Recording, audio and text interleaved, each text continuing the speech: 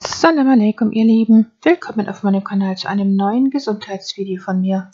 Heute möchte ich euch die ketogene Ernährung erklären, was es damit auf sich hat und wie sie bei chronischen Krankheiten helfen kann. Die ketogene Ernährung ist eine Form der Low-Carb-Ernährung und zeichnet sich dadurch aus, dass der Körper eine neue Art der Energiegewinnung durch Nahrung lernt.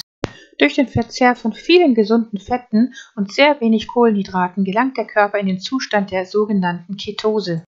In diesem Zustand verbrennt der Körper Fett statt Zucker als Kraftstoff für die Zellenergie. Durch das Fehlen von Zuckermolekülen ist die Leber gezwungen, Fettsäuren in sogenannte Ketonkörper umzuwandeln. Und diese Ketonkörper wirken entzündungshemmend und können beim Abnehmen helfen. Eine erfolgreich durchgeführte ketogene Ernährung muss folgendes Kriterium erfüllen: Die Leber produziert Ketonkörper als alternativen Treibstoff zu Glucose.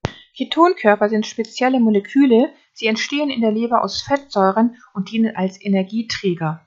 Das Gehirn, die Muskulatur und andere Gewebe können die Ketonkörper abbauen und Energie daraus gewinnen. Wechselt man also in den Zustand der Ketose, wird man ganz wortwörtlich vom Zuckerverbrenner zum Fettverbrenner umfunktioniert. Die Fette, die zur Energiegewinnung von deinem Körper in der Ketose verbrannt werden, können entweder aus unserer Nahrung stammen oder aus unserem Körperfett. Dies hat uns in der Vergangenheit ermöglicht, für lange Zeit komplett ohne Nahrung auszukommen, denn unser Körper konnte sich einfach an unsere in guten Zeiten angesammelten Energiereserven bedienen. Der Körper wechselt also allein schon durch das intermittierende Fasten in die Ketose. Mein Video zum intermittierenden Fasten, das werde ich euch hier oben nochmal verlinken. Aber nicht nur durch das intermittierende Fasten, sondern vor allem durch das richtige Fasten, welches wir im Ramadan leisten, wechselt der Körper zuverlässig in die gesunde Ketose, weshalb dieser gesegnete Monat die ideale Gelegenheit wäre, mit der ketogenen Ernährung zu beginnen oder mindestens in diesem Monat sich ketogen zu ernähren. Aber nicht nur durch das Fasten wechselt der Körper in die Ketose, sondern auch durch eine kohlenhydratreduzierte Ernährung schaltet der Körper auf die primäre Fettverbrennung um. Konkret bedeutet also eine ketogene Ernährungsweise, dass nur etwa 5% deiner Nahrungskalorien von Kohlenhydraten stammen sollten. Die restlichen Kalorien stammen mit etwa 15 bis 20% aus Eiweißen und mit etwa 70 bis 80% aus Fetten. Es gibt Eiweiße und Fette, die dein Körper nicht selbst herstellen kann. Diese müssen zwingend mit der Nahrung aufgenommen werden und sind somit essentiell für deinen Körper. Sowohl Fette als auch Eiweiße können also nie ohne schwere Konsequenzen vom Ernährungsplan verschwinden. Kohlenhydrate hingegen sind nicht essentiell. Zwar stimmt es, dass der Körper Kohlenhydrate zwingend zum Überleben braucht, allerdings müssen diese nicht aus der Nahrung stammen. Der Körper kann nämlich Fette und Eiweiße ganz einfach zu den benötigten Kohlenhydraten umbauen. Die selbstgebauten Kohlenhydrate können nun die Teile des Körpers versorgen, die auf Kohlenhydrate angewiesen sind, zum Beispiel bestimmte Teile des Gehirns und bestimmte Nierenzellen. Bis auf ein paar Ausnahmen können aber alle Zellen deines Körpers auch wunderbar komplett ohne Kohlenhydrate funktionieren. Diese Zellen werden von sogenannten Ketonkörpern versorgt. Wenn man auch bedenkt, dass die Menschen in früheren Zeiten eine relativ kohlenhydratarme Ernährung pflegten, da es erstens noch keine leeren Kohlenhydrate gab wie heute, sondern die Menschen, wenn, dann nur ballaststoffreiche Lebensmittel aßen, die den Blutzuckerspiegel nur langsam ansteigen lassen, und da zweitens kohlenhydratreiche Lebensmittel wie Obst, also Datteln zum Beispiel auch zur Zeit des Propheten sallallahu alaihi wasallam, nur sehr sparsam gegessen wurden, sodass man pro Person maximal 3 bis 5 Datteln am ganzen Tag aß, und genauso auch mit wildem Honig, den fand man nur sehr selten und der wurde dann für Notzeiten aufbewahrt und nur in kleinsten Mengen ab und zu verzehrt. Manchmal aß man wilde Beeren, die aber nur sehr wenig Kohlenhydrate enthalten, weshalb sie als Obst in der ketogenen Ernährung auch erlaubt sind.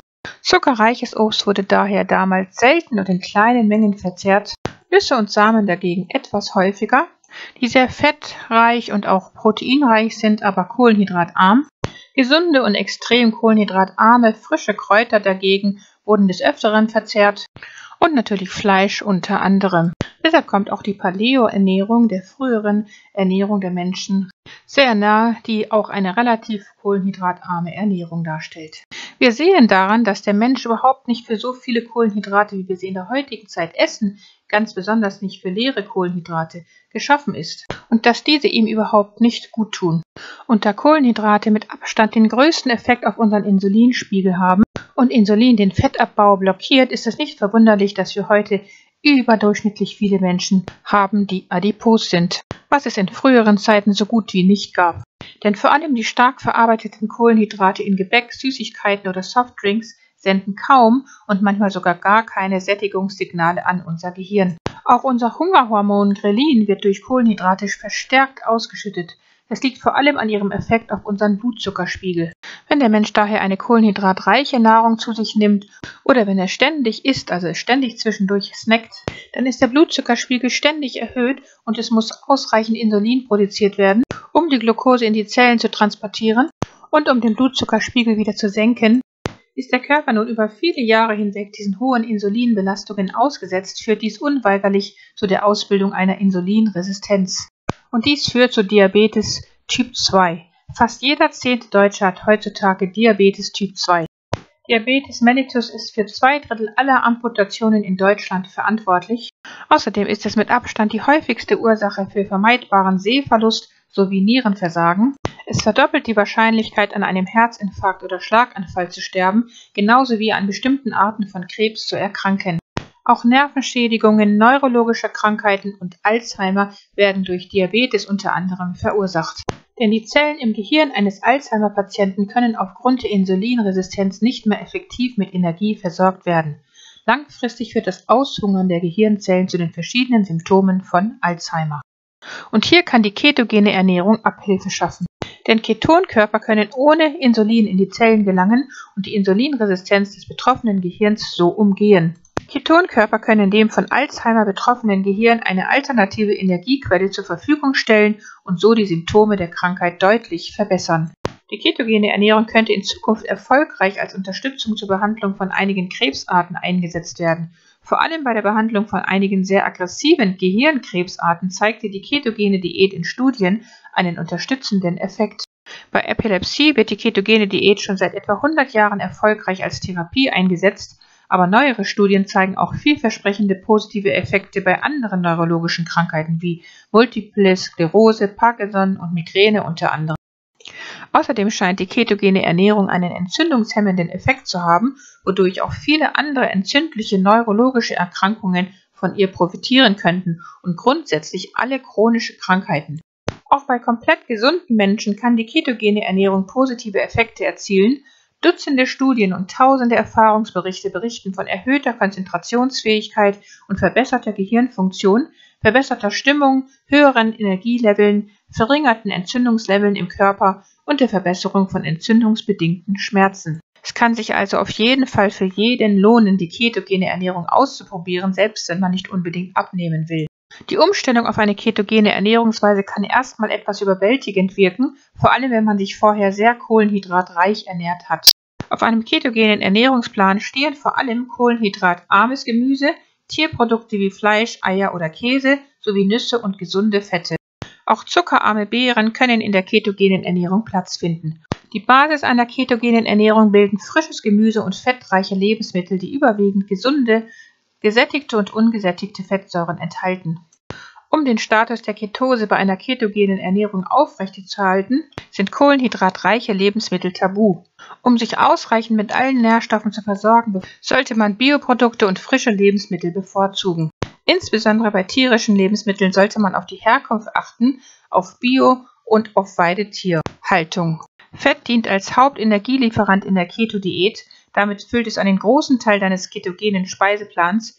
Deshalb ist es wichtig, Lebensmittel mit einer hohen Fettqualität auszuwählen. Vor allem Avocados, Fleisch und Fisch sowie Nüsse und Saaten sind wichtige ketogene Fettlieferanten. Aber auch Bio-Weidebutter, bio-natives Kokosöl und besonders auch das MCT-Öl. Fette und Eiweiße stoßen große Mengen an Sättigungshormonen aus. Somit nehmen wir automatisch weniger Nahrung zu uns und essen nur, wenn wir wirklich hungrig sind. MCT-Öl verhilft nicht nur zu einem langanhaltenden Sättigungsgefühl. Studien haben ergeben, dass MCT-Öl sogar den Stoffwechsel anfeuert, was zu erhöhter Fettverbrennung und somit zu erhöhtem Gewichtsverlust führt. Das MCT-Öl, welches ja aus dem Kokosöl hergestellt wird, regt den Stoffwechsel an und wird anders als herkömmliche Öle nicht als Fettreserve gespeichert. Es wird direkt ohne Umwege in der Leber zu Ketonkörpern umgewandelt und diese stellen den optimalen Treibstoff für das Gehirn dar. Wichtig ist auch, dass wir in der ketogenen Ernährung ausreichend Gemüse verzehren, denn Gemüse ist reich an Ballaststoffen, Vitaminen sowie Mineralstoffen und soll auch bei einer ketogenen Ernährung nicht zu kurz kommen. Ideal wäre es daher, wenn man die ketogene Ernährung in Kombination mit dem intermittierenden Fasten praktiziert und somit die erste Mahlzeit am Tag mittags in Form eines großen grünen Salates zu sich nimmt, welchen man mit einem selbstgemachten MCT-Öl-Dressing serviert, sodass man danach richtig lange satt bleibt und die zweite und letzte Mahlzeit am Tag dann abends zu sich nimmt, wo man dann gern eine leckere, fett- und eiweißreiche Mahlzeit zu sich nehmen kann. In der ketogenen Ernährung kann man wirklich köstliche Rezepte herstellen, die kohlenhydratfrei oder kohlenhydratarm sind. Viele Rezepte findet ihr dazu schon auf meinem Kanal. Folgende Lebensmittel sollten möglichst gemieden werden. Zu viel Obst, weil dieses sehr viel Fructose enthält, mit Ausnahme von Beeren und Papayas. Hülsenfrüchte liefern zu viele Kohlenhydrate, deshalb nur in ganz kleinen Mengen, dann jede Art von Zucker. Auch Kokosblütenzucker, Agavendicksaft, Honig usw. sind tabu. Getreideprodukte wie Mehl, Nudeln, Reis und auch die Pseudogetreide Amaranth, Buchweizen und Quinoa sind nicht ketogen. Fertigprodukte sind kohlenhydratlastig und enthalten Transfettsäuren, zum Beispiel Kekse, Chips, Eis, Gebäck und auch fertiges Dressing. Zuckerhaltige Getränke sind eine Kohlenhydratfalle. Meide gesüßte Getränke, Limos, Säfte und alkoholische Drinks. Anstelle von Zucker benutzt man dann Erythrit vorzugsweise und oder Stevia oder auch Xylit.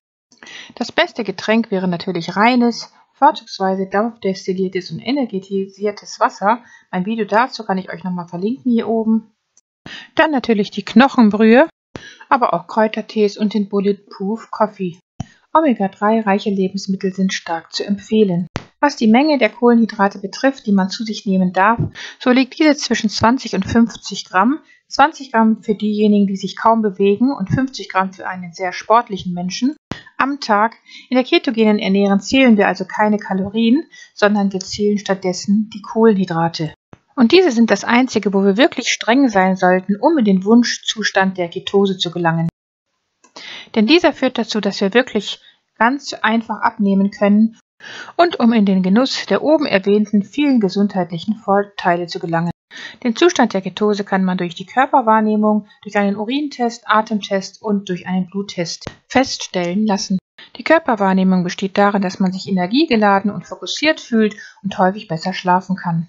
Beim Umstieg in die ketogene Ernährung kann es allerdings zur sogenannten Ketogrippe kommen. Diese Symptome haben ihren Ursprung in der großen Umstellung des Stoffwechsels und da sich auch die Enzyme im Körper erst einmal umstellen und gebildet werden müssen, ist das ganz normal und dauert nur ein paar Tage. Helfen wird es, wenn man da sehr viel fettreiche Lebensmittel zu sich nimmt. Ja, die ketogene Ernährung ist also eine gesunde und einfache Methode, um Fett zu verbrennen und Dutzende Studien zeigen, dass sie effektiver ist als eine fettreduzierte Diät. Außerdem kann sie bei einer großen Anzahl von chronischen Krankheiten Abhilfe schaffen und die mentale Leistung steigern. Chronische Krankheiten wie Diabetes oder Migräne verlieren mehr und mehr ihren Halt in deinem Alltag. All das und noch viel mehr kann die ketogene Ernährung für dich bewirken. Sie ist auch dazu geeignet, auf Dauer angewendet zu werden und wäre auf jeden Fall bei chronischen Krankheiten zu empfehlen, ebenso bei Adipositas. Hat man jedoch sein Wunschgewicht und auch den gewünschten Gesundheitszustand erreicht und möchte man mehr Flexibilität in der Ernährung haben, dann könnte ein Wechsel auf eine etwas lockere Low-Carb-Ernährung Sinn machen. Ein Zurückkehren zu einer kohlenhydratreichen Ernährung jedoch ist nicht zu empfehlen. Ja, damit ist das Video beendet. Wenn euch das Video gefallen hat und wenn es euch von Nutzen war, dann teilt es reichlich mit euren Bekannten, damit so viele Menschen wie möglich daraus einen Nutzen ziehen können. Gebt mir dann auch gerne einen Daumen nach oben und vergesst nicht, das Glockensymbol zu betätigen, damit ihr kein Video von mir verpasst. Liebste Grüße, Assalamu alaikum, eure Mariam.